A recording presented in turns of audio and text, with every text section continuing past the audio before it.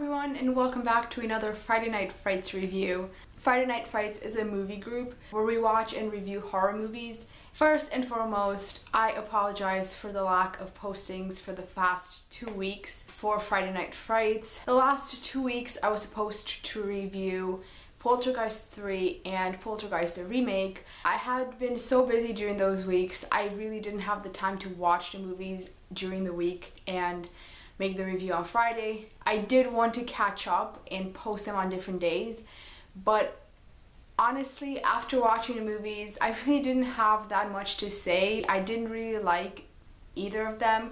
Maybe the remake a little more, so I just skipped them. But this Friday it's time to get back with the reviews since the franchise is finally over. This week's review is a little different than the other ones because, as you all know, today is April Fool's. Instead of going with a movie for this week, we decided to go with a theme, so we decided to go with an April Fool's movie. So far, I think I'm the only one who's seen this movie. Everyone else has watched the other choice. The two choices were April's Fool from 1986, the American slasher, and Bloody April Fools from 2013, a Spanish slasher, and I went with the second choice. So this is my review of Bloody April Fools. The original title of this movie is Los Inocentes. This is a Spanish movie which came out in 2013.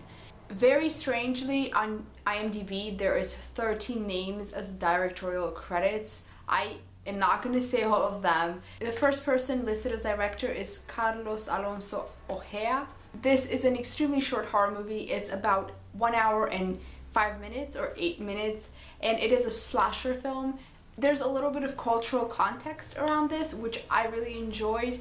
This movie is actually set on December 28th because in Spanish culture, December 28th is apparently La Día de los Inocentes, which means the Day of the Innocent, which is their own version of April Fools. You're supposed to play pranks on people, and the people who fall for the pranks are considered to be innocent. I thought that was really cool. The movie opens up in a motel. There's a lot of students there, and a few of the more jockey type students play a prank on an earlier student, and the prank goes wrong, and the boy that the prank is being played on ends up dead. And then the movie moves 15 years forward in the future, where a group of 9 friends are trying to go skiing. Because of the weather, all the skiing slopes are closed because the weather is too nice. They end up seeing a sign that leads them to this motel, and even though the people in the gas station close to the motel tell them not to go because it's been closed and abandoned and it's dangerous to go there, they still decide to go. They get a lot of drinks and food, and they decide to have a party there for the night and head back to Barcelona the next day. Obviously, everything goes wrong in that night there, and the friends start dying one by one in very fun and creative ways. There were a couple of the death scenes that were very original and quite creative. I quite enjoyed this. I don't think this is a big hidden gem. I don't think it's a great horror movie, but it was a fun movie, and it was a really nice break from 80s horror. I like 80s horror, but I think we just really hit a big miss with the Poltergeist franchise, and everyone's kind of fed up with the 80s horror because of that.